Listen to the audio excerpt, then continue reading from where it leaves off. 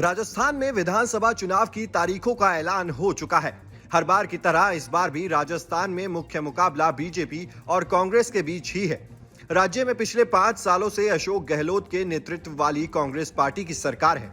साल 2018 के विधानसभा चुनाव में कांग्रेस पार्टी ने बीएसपी के समर्थन से सरकार बनाई थी। बाद में अशोक गहलोत ने बीएसपी के 6 विधायकों को कांग्रेस में शामिल कर अपनी सरकार को मजबूत कर लिया था। पिछले 5 सालों के दौरान अशोक गहलोत की सरकार ने कई उतार चढ़ाव देखे, लेकिन पार्टी संगठन में मजबूत पकड़ रखने वाले इस नेता ने सत्ता को अपने हाथों से जरा भी छिटकने नहीं दिया। गहलोत ने केवल पार्टी संगठन में ही नहीं बल्कि जनता के बीच भी कई लोक लुभावन योजनाओं के चलते जगह बनाई है। वहीं दूसरी तरफ बीजेपी इस बार के चुनाव में बिना किसी चेहरे के चुनाव मैदान में है। पार्टी के सबसे बड़े नेता ने खुद जनता के बीच जाकर ये बात कह दी है, इस बार चेहरा सिर्फ कमल का निशान ही होगा। मतलब ये कि राजस्थान की राजनीति में पिछले 2.5 दशकों से बीजेपी का सबसे बड़ा चेहरा रही पूर्व सीएम वसुंधरा राजे को भी पार्टी इस बार आगे नहीं कर रही है। अब जब चुनाव की तारीखों का ऐलान हो ही चुका है, तो आपको बताते हैं कि आखिर राजस्थान में इस बार के विधानसभा चुनाव के अहम मुद्दे क्या हैं। राजस्थान की राजनीति पर पिछले लंबे अरसे से नजर रखने वाले वरिष्ठ पत्रकार श्याम सुंदर शर्मा का कहना है कि इस बार के चुनाव में दोनों ही पार्टियों की तरफ से मुद्दे बनाने की कोशिश हो रही है। एक तरफ जहां सीएम अशोक गहलोत द्वारा नए जिले बनाने और जातिगत जनगणना कराए जाने की वकालत करना अहम मुद्दा हो सकता है। राजस्थान की राजनीति में पहली बार देखने को मिल रहा है कि दो बड़ी पार्टियां कांग्रेस और भाजपा दोनों के पास मुद्दे बनाने के लिए कोशिश हो रही है, लेकिन सत्ताधारी पार्टी जो अशोक गहलोत हैं उन्होंने बहुत सारी ऐसी चीज़ें सामने ला के खड़ा कर दी जो कि चुनौती बन रही है बीजेपी के लिए चुनाव के लिए। हाल ही में 3 जिलों की घोषणा, जैसे पहले कि 19 जिलों की, फिर 3 जिलों की घोषणा करके उन्होंने निश्चित तौर पर एससी वोट और जाट वोटों को परिवर्तित करने का काम किया है। ये नई चुनौती खड़ी कर दी उन्होंने। फिर आप देखिएगा कि हाल ही में जातिगत मतगणना का जो कह करके अशोक गहलोत ने जो राहुल गांधी की बात को तरजीह देते हुए जो करने का प्रयास किया और बिहार में जो परिणाम सामने आए, अब वो चुनावी मुद्दा कैसे बनेगा नहीं बनेगा ये तो आने वाला समय बताएगा। वरिष्ठ पत्रकार श्याम सुंदर शर्मा से जब हमने जाना कि बीजेपी के लिए इस बार के चुनाव में बिना सीएम के चेहरे के चुनाव में जाने का कितना नुकसान हो सकता है, इस पर उन्होंने क्या कहा आप भी सुनिए। भाजपा अपने चेहरे को घोषित नहीं कर पा रही है। यही कारण रहा कि हिमाचल में वो चुनाव नहीं जीत पाए, कर्नाटक में चुनाव नहीं जीत पाए, अब राजस्थान में भी क्योंकि वसुंधरा राजे एक बड़ी चुनौती है।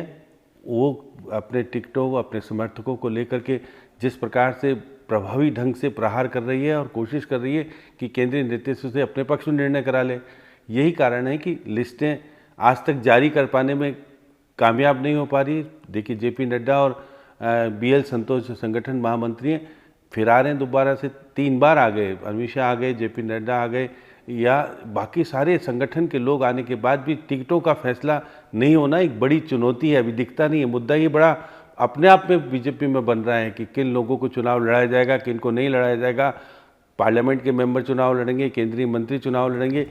राजस्थान में इस बार विपक्ष द्वारा लाल डायरी को बड़ा मुद्दा बनाया जा रहा है। प्रधानमंत्री नरेंद्र मोदी ने जोधपुर और चित्तौड़गढ़ की अपनी रैलियों में लाल डायरी का जिक्र किया है। बता दें ये लाल डायरी दरअसल वो डायरी है जिसे गहलोत सरकार के पूर्व मंत्री राजेंद्र गुड़ा ने विधानसभा में लहराया था। राजेंद्र गुड़ा ने कहा था कि इस डायरी में गहलोत सरकार के काले कारनामे बंद हैं। इसके बाद गुड़ा ने गहलोत के खिलाफ मोर्चा खोल दिया था। अब गुड़ा शिवसेना शिंदे गुट में शामिल हो चुके हैं और ऐसा बताया जा रहा है कि वो बीजेपी के साथ गठबंधन करके या फिर बिना गठबंधन के अपनी उदपुरवाटी सीट से मैदान में उतरेंगे।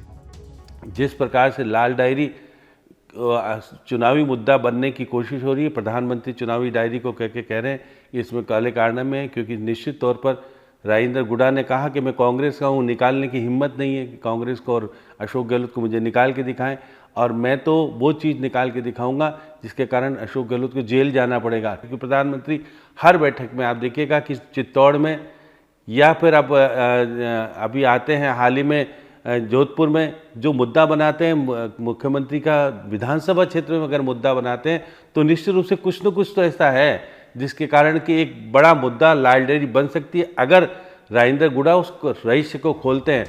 आपको बता दें कि राजस्थान में पिछले 3 दशकों से हर बार सत्ता परिवर्तन की रीत रही है, यानी हर बार सत्ता बदल जाती है। साल 1993 से लेकर अब तक 3 बार ये मौका कांग्रेस के अशोक गहलोत को मिला है, जबकि एक बार दिवंगत भैरव सिंह शेखावत को और 2 बार वसुंधरा राजे को जनता ने राज्य की कमान सौंपी है।